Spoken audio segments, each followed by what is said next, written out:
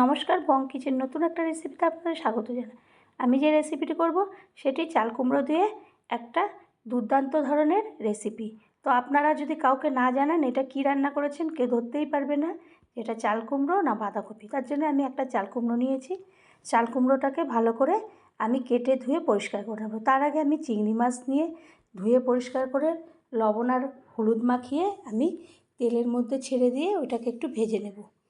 ভাজা হয়ে গেলে আমি হালকা হালকা করে ভাজবো, খুব বেশি একদম ভাজবো না, তাহলে রবারের মতো হয়ে যাবে।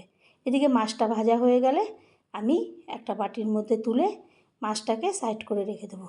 আপনারা চ্যানেলটি সাবস্ক্রাইব না করলে সাবস্ক্রাইব করবেন, লাইক শেয়ার কমেন্ট করবেন, পাশে থাকা বেল বাটনটি টিপবেন।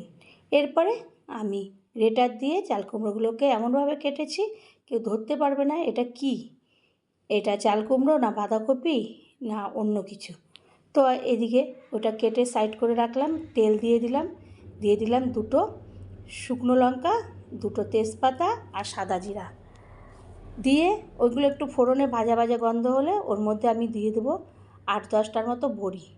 বড়িটা দেওয়া একটু ভাজা ভাজা হয়ে গেলে বড়িটা আমি তুলব না, ওর মধ্যেই আমি চাল কুমড়োটাকে দিয়ে দেবো। দিয়ে ভালো করে নাড়াচাড়া করে নেব। নাড়তে নাড়তে একদম যখন চাল কুমড়োটা মজে আসতে থাকবে ততক্ষণ পর্যন্ত আমি নাড়ব।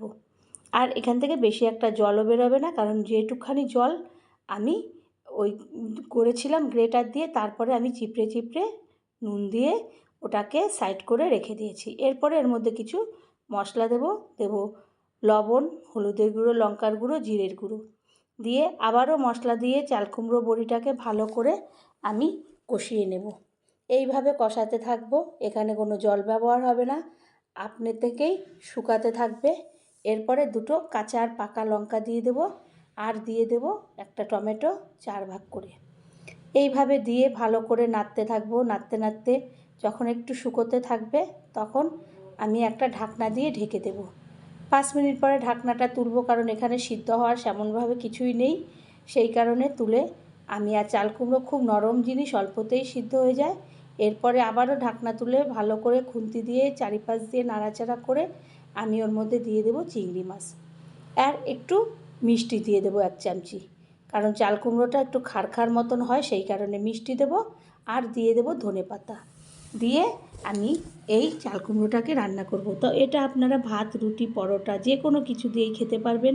আর কাউকে যদি না বলেন আপনি কি রান্না করেছেন কেউ ধরতেই পারবে না যে এটা কী খাচ্ছে। এরপর একটা প্লেটের মধ্যে আমি তুলে নেব, তুলে আমি এক প্লেটের মধ্যে রেখে দেব।